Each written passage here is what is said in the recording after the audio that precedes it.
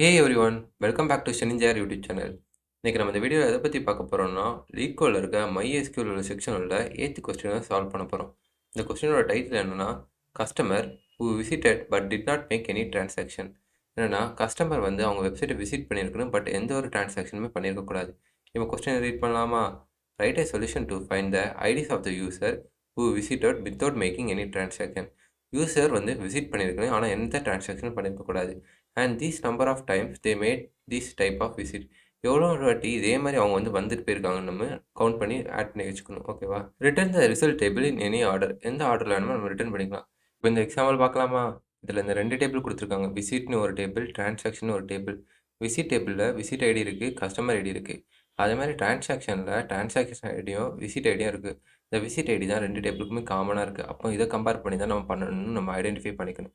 இதில் 2 டேபிள் இருந்தால் நம்ம ஏதோ ஒரு ஜாயின் பண்ணணும். Either left joint or right join. But இந்த கண்டிஷனில் நம்ம லெஃப்ட் ஜாயின் பண்ணுவோம். ஏன்னா லெஃப்ட் சைடில் இருக்க எல்லா ரோவையும் நம்ம ரிட்டர்ன் பண்ணணும். ஓகேவா? அதனால் லெஃப்ட் ஜாயிண்ட் யூஸ் பண்ணுறோம். இப்போ என்ன பண்ணணும்னா, விசிட் ஐடி இருந்துச்சுன்னா பார்த்து அவங்க டிரான்சாக்ஷன் பண்ணியிருக்காங்க தெரிஞ்சுன்னா நம்ம அதை ரிட்டர்ன் பண்ணக்கூடாது. இப்போ அதில் டிரான்சாக்ஷன் பண்ணலன்னா அதை ரிட்டர்ன் பண்ணலாம். இந்த கண்டிஷனில் 7 விசிட் ஐடி இருக்குது. பட் இங்கே 7 இல்லை. பட் அதை ரிட்டர்ன் பண்ணலாம். ஏன்னா அவங்க வந்து விசிட் பண்ணியிருக்காங்க. பட் அவங்க வந்து எந்த டிரான்சாக்ஷனும் பண்ணலன்னு அர்த்தம். ஓகேவா? அவுட்புட்டில் பார்த்தாலே தெரியும். கஸ்டமர் ஐடி இருக்கும், count underscore number of transaction இருக்கும். பட் இதில் பார்த்தீங்கன்னா இந்த டேபிளில் எந்த ஒரு பேரும் இல்லை, count underscore number of transaction. அப்போ என்ன தெரியுதுன்னா, நீங்கள் ஒரு ஷார்ட் ஃபார்மை நீங்களே டிக்ளேர் பண்ணணும்னு அர்த்தம். அது எப்படி பண்ணலான்னு சொல்லி நான் எக்ஸ்பிளைன் பண்ணுறேன். இப்போ நம்ம கொரி எழுதலாமா? ஃபர்ஸ்ட் என்ன பண்ணணும், செலக்ட் பண்ணணும். செலக்ட் பண்ணிவிட்டு நம்ம விசிட் டேபிள் கஸ்டமர் ஐடியை வந்து ரிட்டர்ன் பண்ணணும். ஓகேவா? அதனால் we dot customer underscore ID. இப்போ என்ன பண்ணால் நம்ம கவுண்ட் பண்ணு how many டைம்ஸ் அந்த யூசர் வந்திருக்காங்க, ஆனால் எந்த டிரான்சாக்ஷன் வெயிட் பண்ணல. ஏன்னா 54 வந்து இதில் எப்படி வந்திருக்குன்னா 3 டைம் வந்திருக்கு. ஆனால் அவங்க 3 டைம் வந்து விசிட் பண்ணி டிரான்சாக்ஷன் பண்ணியிருக்காங்க. பட் ஆனால் 54 வந்து அடுத்த வாட்டி 2 வாட்டி வருச்சுன்னா அவங்க டிரான்சாக்ஷன் வந்து பண்ணவே இல்லை. பட் அப்போ நம்ம கவுண்ட் பண்ணணும். ஏன்னா இதில் நம்ம டூப்ளிகேட்டாக 54 நம்ம பிரிண்ட் பண்ணல. ஏன்னா 2 ரோ இருக்குது. ஓகேவா? இதில் 2 ரோ வரும். ஏன்னா இந்த 7 8 அவங்க வந்திருக்காங்க, பட் எந்த டிரான்சாக்ஷன் பண்ணல. அந்த 2 ரோ அவங்க பிரிண்ட் பண்ணல. ஆனால் அந்த 2 ரோவும் கம்பைன் பண்ணி அதோட நம்பர் ஆஃப் டிரான்சாக்ஷன் 2ன்னு அவங்க பண்ணியிருக்காங்க. ஓகேவா? இப்போ அதை எப்படி பண்ணணும்னா, கவுண்ட்னு போட்டு v dot customer underscore ID. இப்போ அதை வந்து நம்ம டிக்ளேர் பண்ணணும். டிக்ளேர் பண்ணால் என்ன பண்ணால், இந்த நேம் எடுத்து நீங்கள் அடுத்த எழுதிட்டீங்கன்னா என்ன பண்ணணும்னா, இந்த வி டாட் கஸ்டமர் ஐடியை அது என்ன கவுண்ட் பண்ணி முடிச்சுட்டு இந்த நேமில் வந்து ஸ்டோர் பண்ணி வச்சுக்கோம். அதாவது இந்த காலத்தோட டைட்டில் வந்து count underscore number of transaction save ஆயிரும். அதோட டேட்டா வந்து கீழே வந்துடும். ஓகேவா? எப்போல்லாம் உங்களுக்கு வந்து ஒரு நியூ ஆஃப் உங்களுக்கு காலம் நேம் வரணுமோ அப்போ நீங்கள் அந்த லாஜிக் எழுதிட்டு அதுக்கப்புறம் அதுக்கூட நேம் போட்டிங்கன்னா அது வந்து ஸ்டோர் ஆகிக்கும். இப்போ நம்ம இதை எங்கேருந்து எடுக்கணும்னா, ஃப்ரம் விசிட்ஸ் டேபிள்லேருந்து எடுக்கிறோம். விசிட் டேபிளை நம்ம எப்படி சொல்லியிருக்கோம், வி வந்து ஷார்ட் ஃபார்மட் வின்னு கொடுத்துருப்போம். ஓகேவா? நம்ம என்ன ஜாயின் பண்ணுறோம்னா லெஃப்ட் ஜாயின் பண்ணுவோம். போட்டு நம்ம செகண்ட் டேபிளோட நேம் எழுதணும். டிரான்சாக்ஷன் போட்டு அதுக்கு ஷார்ட் ஃபார்மாக டீன்னு கொடுத்து வச்சுப்போம். இப்போ நம்ம லாஜிக் எழுதி கம்பேர் பண்ணணும். ஆன் எழுதிக்கும். எப்போல்லாம் நம்ம ஜாயின் பண்ணுறோமோ அப்போல்லாம் 2 லாஜிக்கை நம்ம வந்து கம்பேர் பண்ணணுமோ அப்போ ஆன் கீவேர்ட் தான் யூஸ் பண்ணணும். ஓகேவா? இப்போ 2 டேபிளையும் என்னது காமனாக இருக்குது, விசிட் ஐடி தான் காமனாக இருக்குது. அதனால் we dot visit underscore ID equal to T dot visit underscore ஐடின்னு கொடுத்தா ரெண்டுமே செக் பண்ணும். பட் இதில் இன்னொரு கண்டிஷன் நம்ம செக் பண்ணணும். என்னன்னா, டிரான்சாக்ஷன் ஐடி வந்து டிரான்சாக்ஷன் டேபிளில் இல்லைன்னா அவதி தான் நம்ம ரிட்டர்ன் பண்ணணும். ஓகேவா? அப்போ என்ன பண்ணலான்னா, நம்ம வந்து இன்னொரு கண்டிஷன் எழுதலாம். ஆன் கீவேர்டுக்கு அப்புறம் நீங்கள் வேர் கண்டிஷன் எழுதிக்கலாம், பிரச்சனையே கிடையாது. பட் ஆன் கீவேர்டுக்கு முன்னாடி நீங்கள் வேர் கண்டிஷன் எழுத முடியாது. ஏன்னா அது ஜாயின் டைமில் ஆன் கீவேர்டு ஒத்தி தான் யூஸ் பண்ண முடியும்.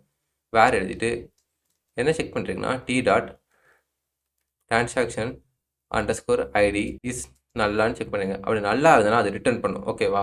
இஃப் நாட் நல்னு கேட்கல. இப்போ நல்லா இருந்ததுன்னா அது ரிட்டர்ன் பண்ணுங்க. ஏன்னா உங்கள் டிரான்சாக்ஷன் பண்ணலன்னு அர்த்தம். அப்படி பண்ணலைன்னா நம்ம ரிட்டர்ன் பண்ணிடலாம். ஓகேவா? இப்போ என்ன பண்ணணும்னா, இப்போ நான் இதில் சொன்ன மாதிரி இதில் 2 டைம் கஸ்டமர் வந்து வந்திருக்காங்க, பட் எந்த டிரான்சாக்ஷன் பண்ணல. பட் அதை நம்ம 2 டைம்ஸ் பிரிண்ட் பண்ணல. அது ஒரே டைமாக பண்ணியிருக்கோம். அப்போ அதுக்கு ஒரு லாஜிக் எழுதணும். அந்த கீவேர்டு பேர் தான் குரூப் பை. குரூப் பை என்ன பண்ணனா, ஒரு காலம் இருக்குது. அந்த காலத்தில் 2மே ஒரே மாதிரி ஐடி இருந்துச்சுன்னா அதை வந்து குரூப் பண்ணி சிங்கிளாக வச்சுக்கும். பட் அதோட கவுண்டை வந்து ரிட்டர்ன் பண்ணும். குரூப் பை நம்ம எதை வச்சு குரூப் பண்ணுறோன்னா, v dot customer underscore ID. ஓகேவா? என்ன பண்ணியிருக்கோன்னா, இந்த கஸ்டமர் ஐடி இருக்குல்ல, இதில் 2 டைம் இது வந்திருக்கு 54. இந்த 2 ரோவையும் கம்பைன் பண்ணி அதோட கவுண்ட் 2 வந்து அனுப்பிடும். அதனால நம்மளுக்கு எப்படி வந்துன்னா 54 ஒர்க்காக வந்திருக்கு. But count of number of transaction 2 times வந்திருக்கு. இப்போ ரன் பண்ணி பார்க்கலாமா?